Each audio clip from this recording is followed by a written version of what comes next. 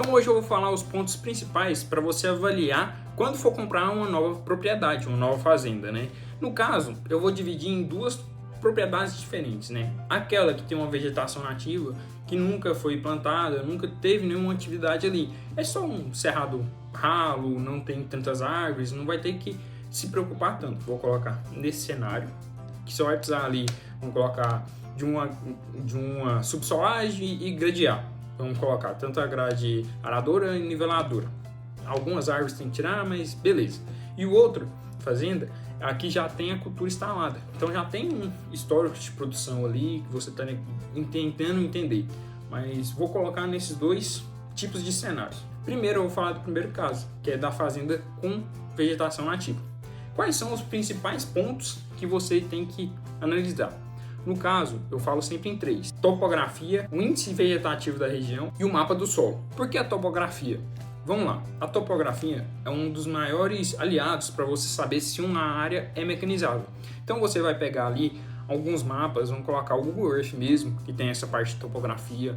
Você vai pegar algumas missões ali, a Topodata, por exemplo, tem missão dos Estados Unidos que mapeou. O satélite Alus Pulsar também tem essas informações, então você traz esses dados de satélite para saber, a declividade geral da área ali está até 6%, que é o limite para mecanizar, porque não corre risco de tombamento, muitas vezes não vai precisar de uma curva de nível, ou vai ser uma curva muito espaçada que vai ter que ser realizada. Claro, tem que fazer um estudo mais aprofundado, mas esse daqui é justamente para ser rápido e você conseguir tomar a decisão mais assertiva possível. Então você vai avaliar se existe erosão na área, ver se numa área nativa, se tem alguma questão de vossoroca, se tem alguma erosão laminar, alguma questão na topografia que pode te impedir ou te dar mais trabalho. Vai diminuir a eficiência de trabalho, ou seja, os maquinários vão ter que trabalhar mais devagar, vai fazer menos hectares durante uma hora. Então essas nuances, né, que você tem que prestar atenção. Isso para a topografia, né? A parte do NDVI é o que? A questão principal é entender o ciclo. Ao contrário de culturas, né, vão lá soja, milho, algodão, trigo, qual é a principal diferença? Numa cultura, numa fazenda já instalada, você vai conseguir identificar as manchas mais fácil. Na vegetação nativa, essas manchas vão ser mais complicadas de serem identificadas, porque não tem correção de solo, não tem nada mecanizado, não tem parte nenhuma que foi mexida, foi trabalhada ali. Então a gente entra para quê? Para entender o regime. Na época de chuva e de seca, ou inverno e verão, dependendo da região que você está, né? O que acontece? No que entra as chuvas, mesmo a vegetação nativa vai responder isso.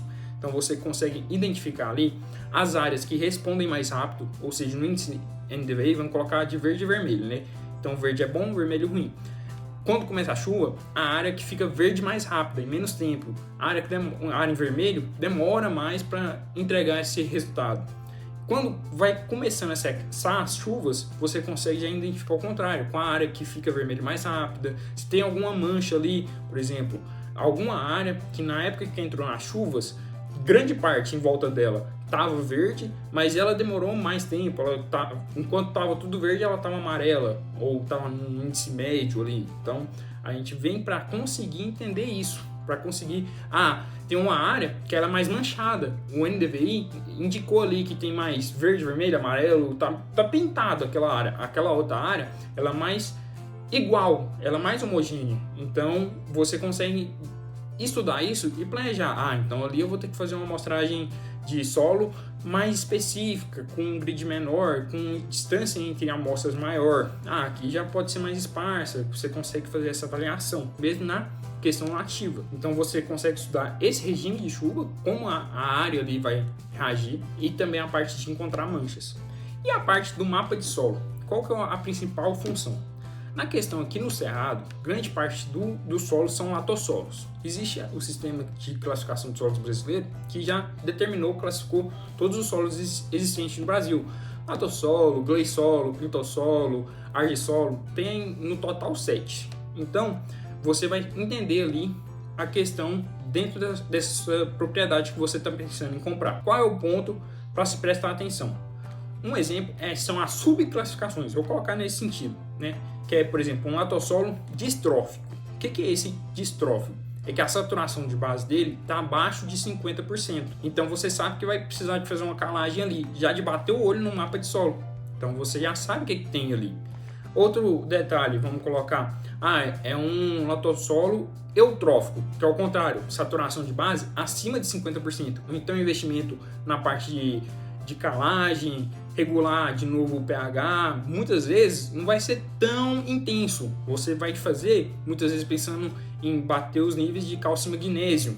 Já é uma questão aí, em vez de bater o nível de saturação de base, já começa a entrar esses estudos, só para um mapa de solo prévio. Com isso também você pode saber, por exemplo, um latossolo plíntico, então tem a presença de plintita ali, que são rochas, então você sabe que vai ter que ter uma catação, área com mais cascalho, menos cascalho, um solo mais profundo, mais raso, melhor fertilidade, pior fertilidade, um textural, então tem muita argila, um latossolo textural, bressolo textural, tem muita argila, então você sabe que a tendência é ele ser mais fértil. Você vai com essas informações já em mão, então já facilita bastante na tomada de decisão para você falar, eu quero comprar essa área ou não é uma área que eu quero. Muitas vezes a gente toma a decisão visitando lá, né? Eu vou visitar.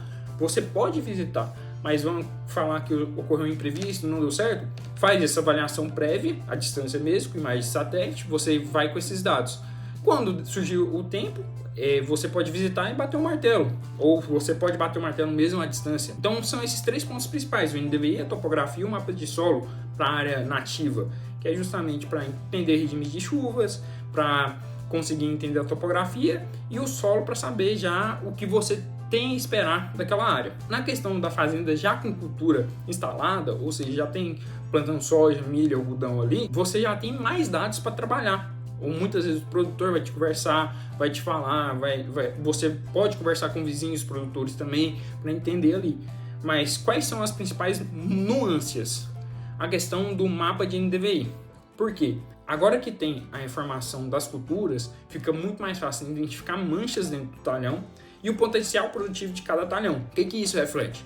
Por exemplo, tem uns talhões mais baixos lá, que é mais areia.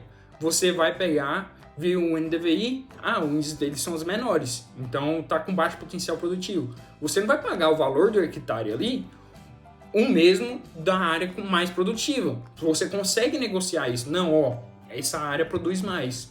O hectare aqui está valendo 15 mil, beleza. Só que essa área produz menos, eu não vou pagar 15 mil. Ele está produzindo metade da outra, eu vou pagar 8, pra você não ficar tão no negativo aí, vamos colocar assim. Ou eu vou pagar, 7,5. Você consegue ter essa negociação. Você não precisa trabalhar com todo a fazenda é meio hectare, se está saindo 10 mil reais o hectare. Não, calma, vamos ver que está produzindo mais, que está produzindo menos. Você consegue fazer isso tudo aí e com isso auxiliar na tomada de decisão. A parte da topografia é continuar verificando, ou seja, se já existem curvas de níveis ali, saber se essa curva foi bem realizada, como que está o manejo dela, a manutenção, né? Manejo não, a manutenção dela, qual a altitude que utilizaram para realizar essa curva. Essas curvas aqui foram de 520, 540 e 560. Tem 3 curvas aí, né, nessa área.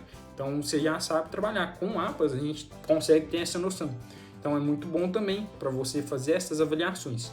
A questão do NDVI é muito importante e a topografia para saber essa parte de curva, de erosão, se está tendo vossoroca, perda de solo, erosão laminar, para onde que escorre a água na época de chuva. Então esses dados são parecidos com a área de mata nativa, vegetação nativa, né? E com a fazenda, mas existem essas nuances, né, que você tem mais dados para trabalhar. Você consegue trabalhar com a produtividade, o dono te passa essa produtividade. A questão de solos é bem menos, né?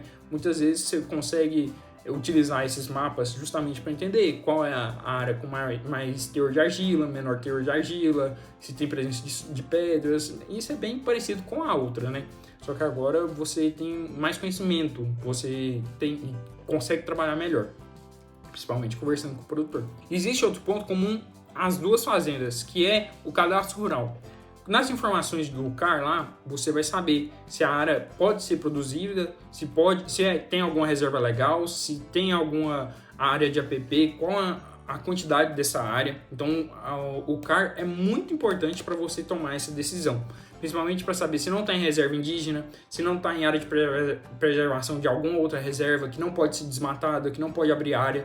Então, você tem que ficar ligado nisso, porque às vezes vai lá, você compra uma área, toma uma multa porque está plantando em área preservada, sendo que nem você sabia que era preservada. Então, o CAR, o Cadastro Rural, traz essas informações pra gente, e é algo muito importante para ser relevado também. Então o vídeo foi isso, né? São alguns pontos para você tomar a decisão: a topografia, NDVI, mapas de solo e o CAR, né, que é o Cadastro Rural, justamente para você entender todas as questões e tomar a melhor decisão possível. Então agradeço a todos que assistiram. Se gostaram, deixa o curtir, se inscreve no canal e até a próxima. Falou!